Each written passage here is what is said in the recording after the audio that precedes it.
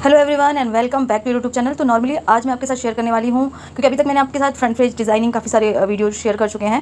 तो this time मुझे कुछ कमेंट्स आए थे और कुछ लोगों ने मुझे बोला था कि हम लोग जो फर्स्ट पेज पे होता है ना, जैसे इंग्लिश की वर्कशीट बना रहे हैं या हिंदी की या किसी भी सब्जेक्ट की, तो उसको डिज़ाइन करने के लिए कुछ पैटर्न्स बताइए। तो नॉर्मली कई लोग सोच रहे होंगे ना कि मेरे पास मैसेज कहाँ से आते हैं, कमेंट्स। तो एक्चुअली मैं लेती हूँ क्लासेस, तो मुझे मेरे जो स्टूडेंट्स हैं वो बोलते हैं, तो मैं ये आपके साथ शेयर करती हूँ, क्योंकि मुझे जहाँ तक पता है कि अभी मेरी रीच इतनी नहीं है कि लोग मुझे कमेंट करें, बट फिर भी मैं जो भी बनाती हूँ वो शेयर ज़रूर करती हूँ। तो ये जो पहला वाला मैं पैटर्न बना रही हूँ, आप देख रहे होंगे, इस नॉर्मली जितने भी पैटर्न बना रही हूँ मैं, यहाँ मैंने कलर्स की जगह स्केच कलर यूज़ कर लीजिए, आपके पास ब्रश पेन है वो यूज़ कर लीजिए, क्योंकि हम स्कूल के लिए बना रहे हैं। तो उसके लिए बनाने के लिए हमें इसी तरीके की चीज़ें चाहिए, क्योंकि कलर्स वगैरह ये सब चीज़ें तो बच्चे उतना लेते नहीं हैं, या फिर ये नहीं होता ना कि इतना अलाउड होता नहीं है। तो आपको स्केच कलर लेना है और ब्रश पेन की हेल्प से अच्छे अच्छे से पैटर्न्स बना लेना, आप देख रहे होंगे। देन उसके बाद मैंने नाम के लिए ब्लॉक्स बना लिए हैं, जितने भी आपको जो भी लिखना है। तो सबसे पहली चीज़ ध्यान में ये रखना है कि जब भी किसी नाम को लिखना है आपको, तो फिर उसके लिए आपको उतना ही ब्लॉक बनाना है। जैसे नॉर्मली यहाँ पे मैं इंग्लिश लिखने वाली हूँ, तो मैं उसके सब्जेक्ट को ध्यान में रख के हमें बनाना है।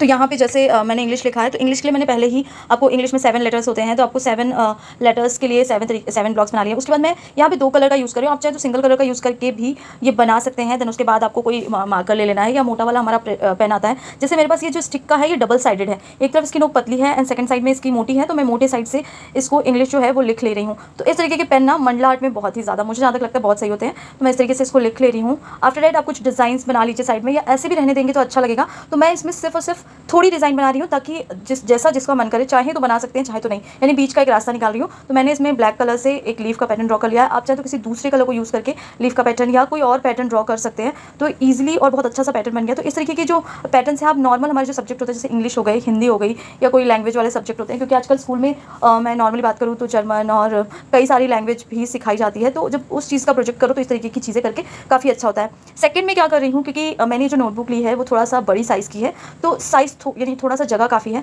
तो मैथ्स पहले से बीच में लिख ले रही हूँ। आप चाहें तो बाद में लिखें, बट मुझे होता है ना कि सेंटर में इसको लिख लेना था, ताकि इसकी जो स्पेस हो वो कवर ना हो। तो मैं नॉर्मल लिख ले रही हूँ, क्योंकि टेढ़ा होकर लिख रही हूँ तो होता है ना कि ढंग से लिख नहीं पा रहा है, बट मैथ्स प्रोजेक्ट मैंने लिख लिया है। देन आफ्टर डैट इस वाले में मैं करने वाली हूँ कुछ पैटर्न्स ड्रॉ।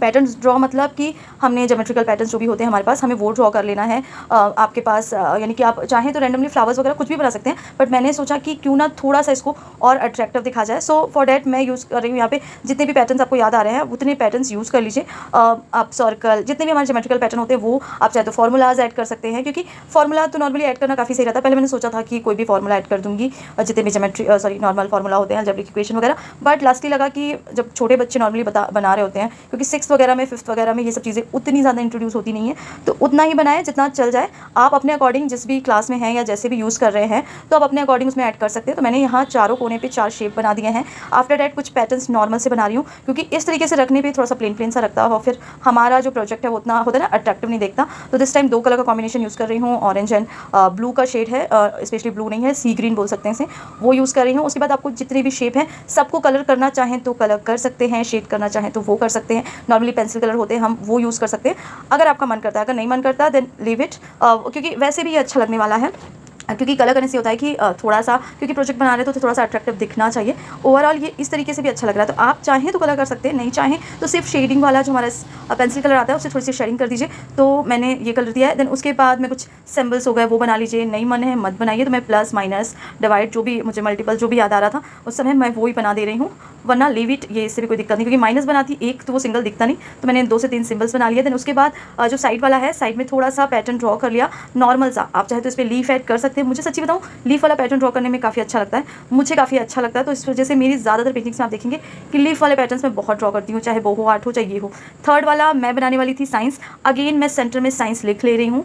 इससे वही होगा कि वो स्पेस जो होगी हमारी बीच वाली वो बची रहेगी, और हमें लगेगा कि हाँ हमने, होता है ना कि बाद में बनाने पर वो थोड़ा सा बिगड़ सकती है। तो मैं बीच में लिख के देन उसको उसके बाद इस पर डिज़ाइन बनाऊंगी। तो दिस टाइम अगेन आप चाहें तो साइंस के कुछ फॉर्मूलेज ऐड कर सकते हैं, फिजिक्स केमिस्ट्री के कुछ हो सकते हैं, बट दिस टाइम मैं थोड़ा सा चेंज कर रही हूँ। कुछ होता है ना कि पहले यानी दोनों मिक्स करके कर रही हूँ। मैंने साइंस प्रोजेक्ट लिख लिया, देन उसको कवर कर लिया बाय ड्राइंग लीफ के पैटर्न्स ड्रॉ कर रही हूँ। मैंने कहा ना मुझे लीफ के पैटर्न ड्रॉ करने में बड़ा मज़ा आता है, सो मैं लीफ का पैटर्न ड्रॉ कर ले रही हूँ। आफ्टर डैट आप बहुत सारे साइंस होते हैं, साइन में बहुत सारी चीज़ें आती हैं। तो मेरे दिमाग में एक्चुअली चल रहा था केमिस्ट्री, तो क्योंकि one of my favourite subject रहा है, तो मेरे दिमाग में केमिस्ट्री चल रहा था और मैंने बेंजियम वाला जो होता है हमारा एक सिंबल वो बना दिया। और मेरे ख्याल से ये मुझे बनाना नहीं चाहिए था, क्योंकि यहाँ पे हम यूज़ कर रहे हैं साइंस, सिर्फ साइंस। अगर केमिस्ट्री यूज़ करते, क्योंकि साइंस जो है स्पेशली 9th 10th तक साइंस चलता है इंट्रोड्यूस है ये सिंबल, लेकिन होता है थोड़ा सा हायर हो जाता। लास्टली मैंने कुछ जैसे होता है ना हमारा कार्बन वगैरह वाला जो भी चीज़ें थोड़ा सा करके ऐड कर दिया है, कुछ बॉटल्स ऐड कर दिया है, फूल पत्ती ऐड कर लीजिए आपको अगर लग रहा है, बट मैंने थोड़ा सा करके सब चीज़ों को ऐड कर दिया है।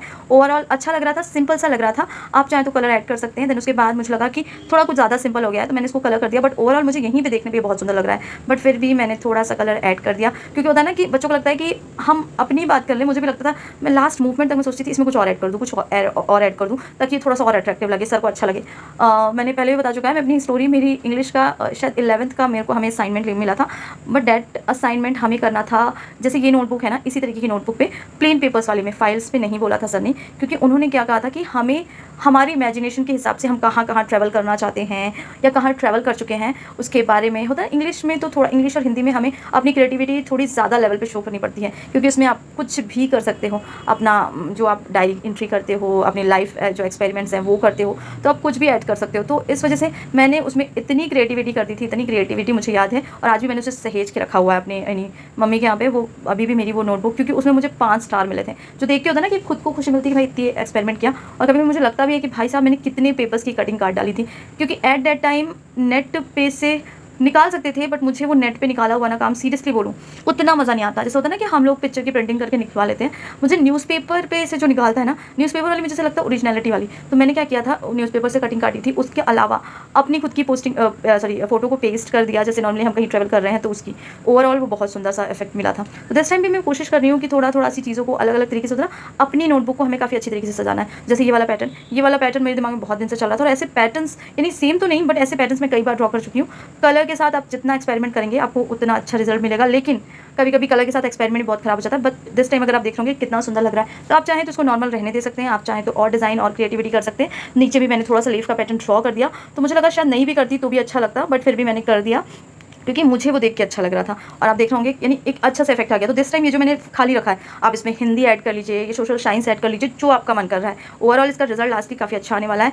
लास्ट वन जो मैं बना रही हूँ, ये वाला अगेन थोड़ा सा क्रिएटिव है, क्योंकि मुझे याद है मुझे अपनी कॉपी में, क्योंकि रेनबो जो है ना वो ज़्यादातर बच्चों को बहुत अच्छा लगता है, तो मैं क्या करती थी, बैठे बैठे स्केच कलर हम यूज़ करते थे, बैठे बैठे रफ नोटबुक पे भी ये पैटर्न्स ड्रॉ कर देती थी कलर के साथ। तो ये अच्छा लगता है। हम क्या करते थे, ये जैसे मैंने यहाँ पे तो हम कलर्स यूज़ कर रहे हैं, मैं क्या करती थी, मेरे पास ब्लैक ब्लू पेन जो हमारे होते हैं, उसके बाद ब्लैक स्केच कलर हमेशा होता है मेरी ज्योमेट्री बॉक्स में, हमेशा रहता था, क्योंकि मैं जो हेडिंग्स डालती थी ना उसे क्या करती थी, हाईलाइट करके डालती थी, मोटा डालती थी। क्योंकि हम जानते हैं जब हम जैसे जैसे हायर क्लासेस की तरफ बढ़ने लगते हैं, हमारी हेडिंग के साथ साथ सब हेडिंग्स भी होती हैं। तो हेडिंग डालना तो मैं मेन करती थी, चैप्टर का नाम स्केच कलर से लिखना, देन उसके बाद मेन जो हेडिंग होती थी वो स्केच कलर से लिखना, आफ्टर डैट सब हेडिंग नॉर्मल ब्लैक पेन से, ब्लू पेन से, तो पेन होते ही थे। और मैं क्या करती थी, कुछ ना कुछ एक्सपेरिमेंट लास्ट वाले पेजेस जो होते हैं हमारे, मुझे लगता है मेरे ही नहीं हम सब के, उसमें कुछ ना कुछ खींची पीछी हुई रहती है। तो ओवरऑल वो होता है ना, हमें सेटिस्फेक्शन देती है जब भी खाली बैठे रहो, क्लासेस चल रही, क्योंकि इंग्लिश के पीरियड में मैं सच्ची बताऊँ मुझे बहुत नींद आती थी। सर पढ़ाते बहुत अच्छा थे, बट इतना डीप घुस जाते थे वो इंग्लिश पढ़ाने में, मैं 11th 12th की बात कर रही हूँ,